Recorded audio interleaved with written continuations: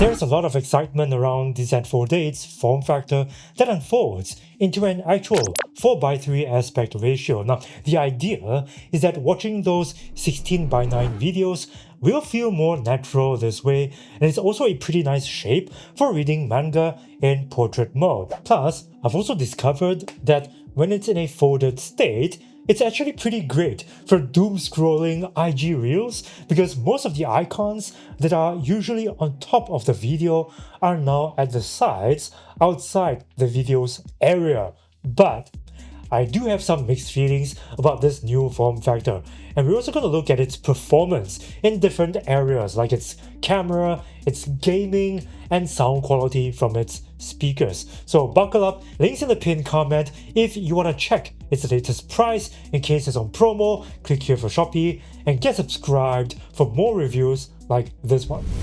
Now, the first reason why I've got mixed feelings about this new design is because using it one-handed is a little tricky. Even with huge masculine hands like mine, I need to stretch my thumb just a little more to reach some icons along the edge of the device. Now, it's got a great hinge, no doubt, very sturdy, very flat, very strong.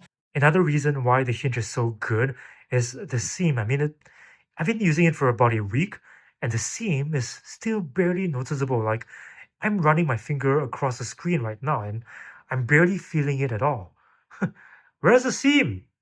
You can only see it if you angle the light in a certain way. Yeah, but it's very shallow. Very good hinge. But if I do want to set it down on the table and angle the screen towards me, maybe to watch a video or perhaps even to have a Zoom call, as you can see, if it's not a perfect 90-degree angle, the hinge doesn't catch the angle and it just springs flat, like so. Another issue I'm having with this design is actually the speakers, specifically the placement of the top and bottom speakers. They are both on the same side of the phone. So when it's unfolded and I'm watching a video or gaming in landscape mode, because that's supposed to be better for widescreen content, right? The sound is only coming from one side only, this side. So no stereo and no spaciousness. To get proper stereo, the screen has to be held upright.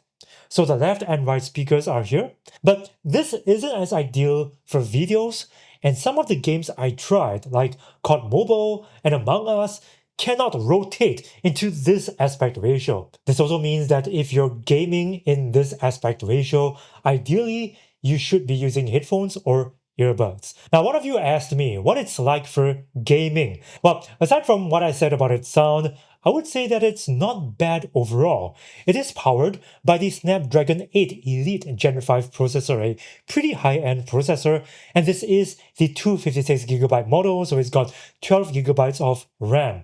Now, I could not run any benchmarking apps on it because right now, as of this video, Samsung has blocked all benchmarking apps, but games like COD Mobile ran smoothly on max graphical settings, as far as I can see. Now, as for its thermals, I have to say it does get really warm, especially around the camera bump area, and when it does, there is throttling, and you might see some stuttering, especially with apps that require more rendering power, apps like VR Chat, which is actually a game where I can meet people in chat rooms, and personally, I use it a lot for learning Japanese.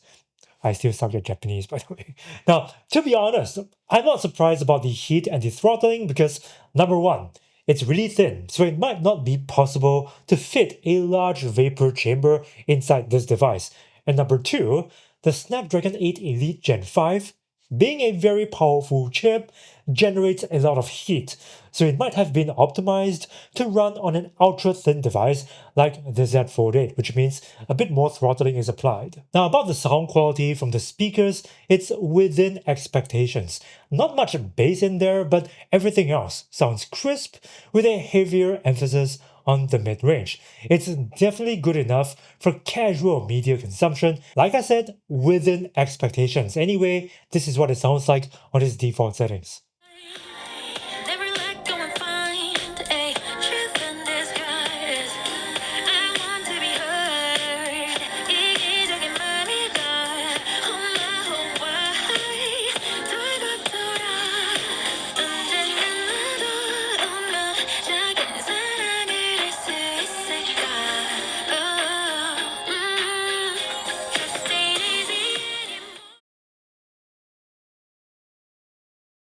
appears to have the best voice pickup when I'm whispering. Now, it may sound softer than the Nothing, but it's more intelligible because my voice is crisper and more natural sounding. In other words, much less robotic than the Nothing and the Bose. Well, the Bose actually did quite okay. Now with the Dolby Atmos setting, there is a bit more spaciousness and diffusion in its sound, but not a whole lot different compared to without Dolby Atmos. Submissive now. Got a man who holds me down.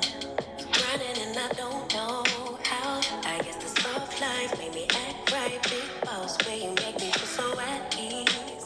Independent, but I follow your lead. Ain't no games we play for keeps. You got the ring, so tell me, Papa, what do you need? In the morning, wake and trust.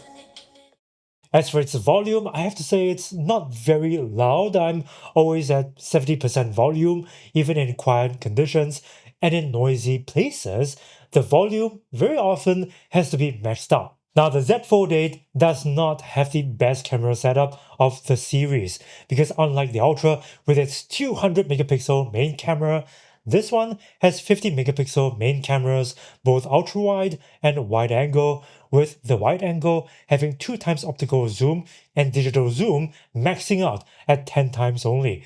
And as I'm using the camera, yes, it does perform within expectations. For example, shooting 12 megapixel photos of these colored pencils, it's got great sharpness and detail without looking too over sharpened, and the color leans a little warmer by default. When I'm zoomed in, though, it seems to exaggerate the little details by sharpening and adding contrast to lines. But no biggie, because that's usually how phones deal with cropped in images, by adding a bit of detail than what is actually being captured by the camera. On 50 megapixel mode, it does allow you to crop in into the picture even more without losing detail. But overall picture quality, I have to say, looks rather similar to shooting pictures on 12 megapixels. For videos, I shot 4K 30 frames per second videos in log, and after color grading, it's got that soft cinematic texture to videos.